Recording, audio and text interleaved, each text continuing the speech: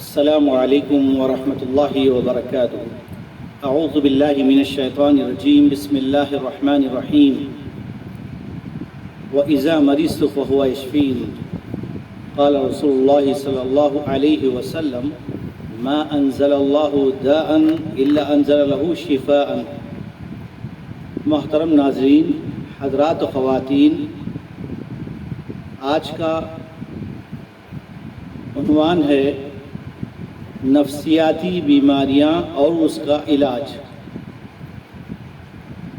بیماریاں کئی قسم کی ہوتی ہیں، جسمانی، نفسیاتی، روحانی اور ذہنی، ڈپریشن کی بیماریاں۔ یہ ساری بیماریاں اللہ تعالیٰ ہی کی طرف سے نازل ہوتی ہیں۔ اللہ تعالیٰ ہی بیماریوں کو نازل کرنے والا ہے اور اللہ تعالیٰ ہی بیماریوں سے شفا دینے والا ہے۔ وَإِذَا مَرِضْتُ فَهُوَ يَشْفِينِ۔ یہی ہمارا عقیدہ ہونا چاہیے کہ اللہ تعالیٰ ہی مجھے شفا دے گا، اللہ تعالیٰ ہی کے پاس شفا ملے گی۔ اللہ تعالیٰ کے علاوہ شفا نہ کسی ڈاکٹر کے پاس ہے، نہ کسی عامل کے پاس ہے، اور نہ ہی کسی ماہرین کے پاس ہے، کیونکہ اللہ تعالیٰ نے اپنے کلام پاک میں فرمایا کہ وہی بیماریوں کا بھیجنے والا ہے، نازل کرنے والا ہے، اور بیماریوں سے شفا اللہ تعالیٰ ہی دینے والا ہے۔ وَإِذَا مَرِضْتُ فَهُوَ يَشْفِينِ۔ تو آئیے آج کے اس درس میں، لیکچر میں، ہم نفسیاتی بیماریوں سے متعلق چند ضروری باتیں آپ کی خدمت میں پیش کر رہے ہیں۔ نفسیاتی بیماریاں یعنی سائیکالوجیکل ایفیکٹ، سائیکالوجیکل ڈس آرڈر۔ ان بیماریوں کے، نفسیاتی بیماریوں کے کچھ علامتیں ہیں، کچھ سمٹمز ہیں۔ اگر کسی شخص میں، چاہے مرد ہو یا عورت ہو، اس میں اگر یہ علامتیں پائی جاتی ہیں تو سمجھیں کہ وہ نفسیاتی مریض ہے۔ نمبر 1، سب سے پہلی علامت، ایسے مریض اور ایسے نفسیاتی بیماریوں میں مبتلا لوگوں کی پہلی علامت، پہلی نشانی یہ ہے کہ وہ اللہ تعالیٰ کا ذکر نہیں کرتے، اللہ تعالیٰ کے ذکر سے، اللہ کی عبادت سے، اللہ تعالیٰ کی اطاعت سے دور رہتے ہیں۔ دوسری نشانی، اس کی علامت یہ ہے کہ ایسے مریض ہمیشہ سر درد میں مبتلا رہتے ہیں، ہمیشہ انہیں سر کا درد رہتا ہے اور اس کا کوئی جسمانی سبب نہیں ہوتا۔ تو یہ علامت ہے اس بات کی کہ وہ نفسیاتی مرض میں مبتلا ہیں۔ اسی طرح نفسیاتی مریض سخت غصہ کرتے ہیں۔ زیادہ غصہ کرنے والے، سخت غصہ کرنے والے، بہت زیادہ غصے میں آنے والے لوگ، اور ذہنی انتشار، ٹینشن میں مبتلا رہتے ہیں، ڈپریشن میں رہتے ہیں، اینزائٹی کا شکار رہتے ہیں، نا امیدی میں رہتے ہیں، ہمیشہ مغموم، غمگین رہتے ہیں، اور بہت ہی مایوس نظر آتے ہیں۔ ہمیشہ ان پر مایوسی چھائی رہتی ہے، ان کی گفتگو میں مایوسی، ان کی صورت میں مایوسی، ان کے چال چلن میں مایوسی، ہر جگہ بس مایوسی مایوسی رہتی ہے ایسے مریضوں کی، اور کثرت سے یہ بھول جاتے ہیں، بھول چوک کا شکار ہوتے ہیں۔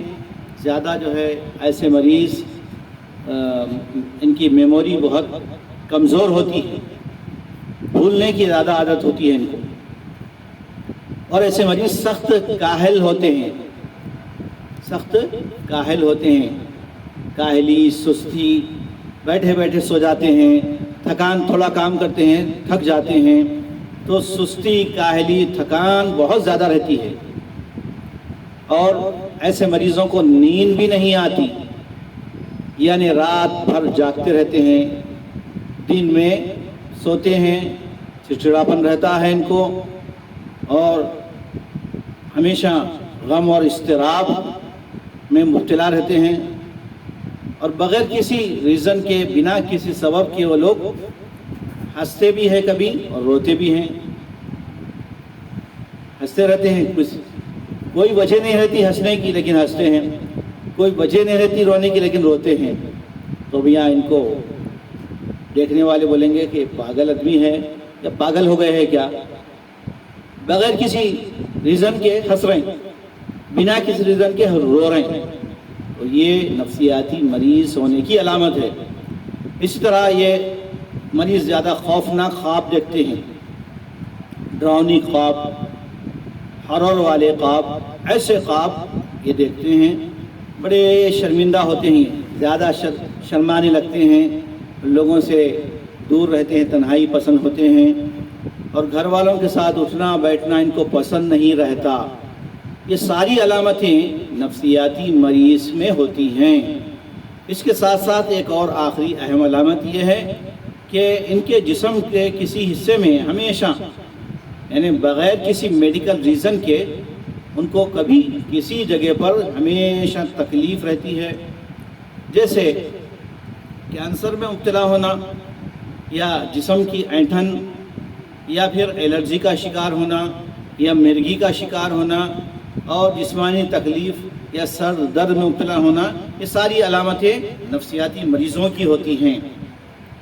دور حاضر کا یہ بہت ہی خطرناک مرض ہے۔ بڑی عمر کے لوگوں کے علاوہ جوان حضرات بھی، نوجوان بھی اس بیماری کا شکار ہوتے جا رہے ہیں۔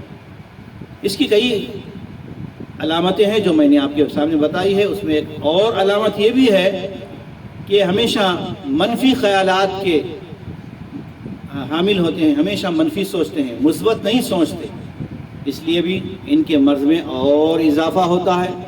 ہمیشہ نیگیٹو تھنکنگ رہتی ہے ان کی، پازیٹو تھنکنگ نہیں ہوتی، منفی سوچتے ہیں، بدگمانیوں میں مبتلا ہوتے ہیں، اس لیے یہ نفسیاتی مریض ہو جاتے ہیں، اور ضرورت سے زیادہ بھروسہ کر لیتے ہیں، بہت زیادہ کوئی حالات ہو جاتے ہیں تو مایوس ہو جاتے ہیں، اور بسا اوقات ضرورت سے زیادہ اوور تھنکنگ بھی ہوتی ہے ان میں، بہت زیادہ خوش بھی ہو جاتے ہیں۔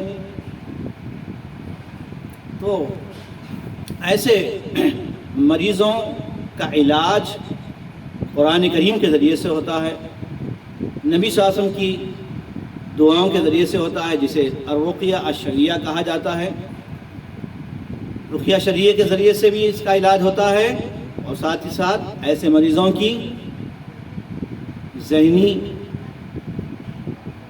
اور دماغی حالت کو سدھارنے کے لیے کونسلنگ کی ضرورت پیش آتی ہے۔ ان کے ساتھ اچھی گفتگو کرنا، ان سے میل جول بڑھانا، ایسے مریضوں کو ڈپریشن سے بچانا اور اچھا ماحول دینا، یہ ساری چیزیں اس مرض کے علاج میں شامل ہیں۔ اور ساتھ ہی ساتھ ان کو حجامہ کے ذریعے سے بھی، سر پر اگر حجامہ کیا جاتا ہے، انشاءاللہ نفسیاتی مریض اس بیماری سے چھٹکارا پاتے ہیں۔ تو یہ چند علاج کے طریقے تھے، اور اس کے علاوہ ایسے مریض چاہے مرد ہو یا عورتیں ہوں، ان کے لیے سب سے بہترین نسخہ، سب سے بہترین علاج یہ ہے کہ وہ ہمیشہ اللہ تعالیٰ کا ذکر کریں۔ یا ایھا الذین آمنوا اذکروا اللہ ذکرا کثیرا، اے ایمان والو تم اللہ تعالیٰ کا خوب ذکر کیا کرو۔ اللہ تعالیٰ کے ذکر سے ہی دلوں کو سکون ملتا ہے، اطمینان ملتا ہے، اور ذہنی سکون جب مل جائے تو ایسے مریض ڈپریشن سے آزاد ہوتے ہیں۔ الا بذکر اللہ تطمئن القلوب، دلوں کا سکون اور اطمینان